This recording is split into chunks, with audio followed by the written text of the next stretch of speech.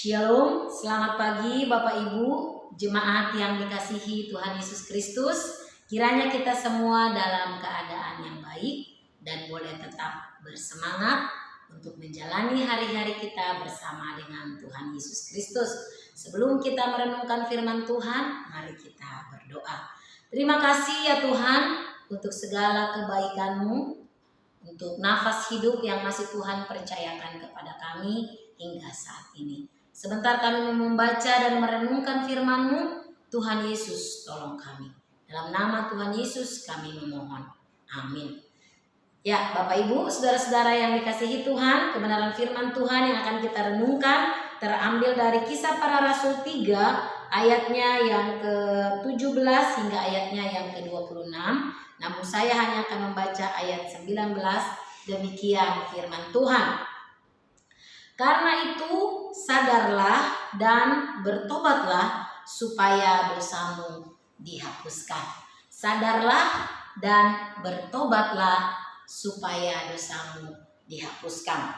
Bapak Ibu, saudara-saudara yang dikasihi Tuhan, sadarlah dan bertobatlah. Ini merupakan ajaran kebenaran firman Tuhan yang disampaikan oleh Petrus ketika dia sedang berkhotbah di Serambi Salomo. Berawal dari mujizat kuasa yang dilakukan kepada seorang yang lumpuh, ya.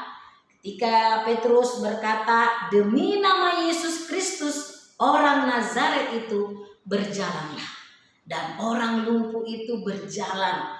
Bahkan dikatakan dia melompat-lompat serta memuji Allah. Banyak orang yang melihat peristiwa itu dan mereka begitu takjub kepada apa yang dilakukan oleh Petrus. Dan ini menjadi sebuah kesempatan yang dilakukan oleh Petrus untuk memberitakan tentang siapa Yesus Kristus itu. Sehingga ketika di Serambi Salomo, dia menyampaikan pengajaran kepada orang-orang banyak yang menyaksikan mukjizat itu.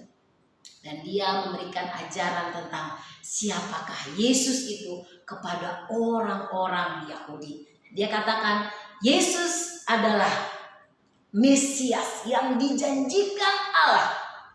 Dan dia adalah Kristus yang menyelamatkan mereka dari setiap dosa-dosa mereka.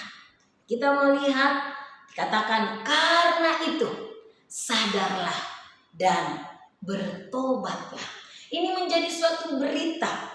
Ketika Yesus datang ke dalam dunia, dia mati di atas kayu salib dan dia mengharapkan bahwa setiap orang boleh bertobat dan boleh sadar akan segala dosa-dosanya dan boleh percaya kepada Yesus Kristus sebagai Tuhan dan Juru Selamat.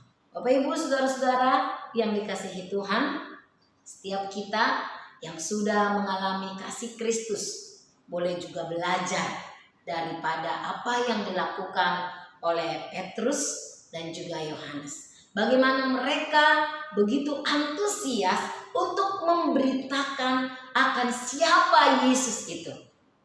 Bukan hanya untuk mukjizat saja, melakukan penyembuhan dan lain sebagainya. Tetapi inti yang sesungguhnya adalah memberitakan tentang siapa Yesus. Dia datang ke dalam dunia untuk menyelamatkan orang-orang berdosa. Jadi bukan hanya untuk melakukan penyembuhan dan lain sebagainya. Tapi utamanya adalah menghapus akan dosa. Mengampuni dari segala dosa-dosa manusia. Ini menjadi hal yang harus kita teladani. Ketika Tuhan memberikan kita kesempatan hingga saat ini, maka itu menjadi suatu hal yang harus kita ingat. Kita hadir untuk memberitakan siapa Yesus yang kita sembah, yang kita percayai. Bahwa dia datang untuk mengampuni dosa supaya makin banyak orang yang tahu siapakah Yesus itu. Biarlah dalam minggu-minggu Advent ini kita boleh diingatkan akan siapa diri kita. Kita juga boleh ditegur untuk kita boleh menyadari akan keberdosaan kita. Dan kita juga boleh diingatkan bahwa kita adalah pembawa kabar, berita tentang siapa Yesus. Sehingga makin banyak orang yang mengenal akan Dia.